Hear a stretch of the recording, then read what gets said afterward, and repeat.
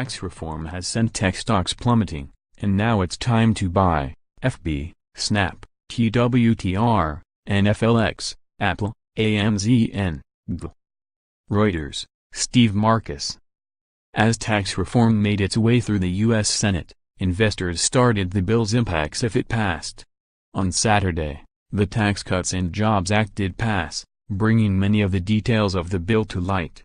That set off a wave of trading for investors hoping to better align their portfolios to take advantage of the Senate's bill, which still needs to be reconciled with the House's and signed by the President before becoming law.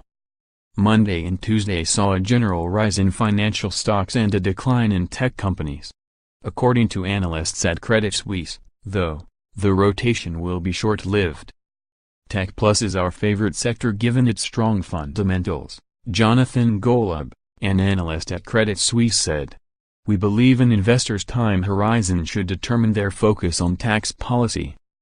For those investing for the long term, Golub said the tax bill is secondary to business fundamentals.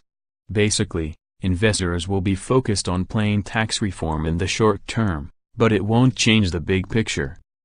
Because the companies that are most affected by tax reform are ones that have a majority of revenue in the U.S., transportation, retail, and financial companies have gotten a boost immediately following the passing of the Senate bill, according to Golub. Tech has outperformed the general market this year, and Credit Suisse analyst, Jonathan Golub, says they will continue to outperform, regardless of recent rotations. Business Insider, Andy Kearse. But, tech has largely outperformed the general market in 2017, and Golub said that it will likely continue to do so after the rotation.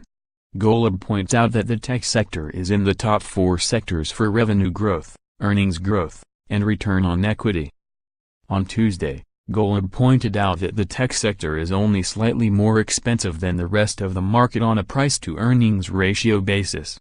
Tech has a P/E ratio of 19.8, while the S&P 500 currently has an 18.2 P/E ratio. At the end of 1999, before the tech bubble burst, the ratio for the tech sector was nearly double that of the general market. The fundamental backdrop is much stronger for this group than other sectors. Further, any pressure on valuations represents a buying opportunity for longer-term investors, Golub said.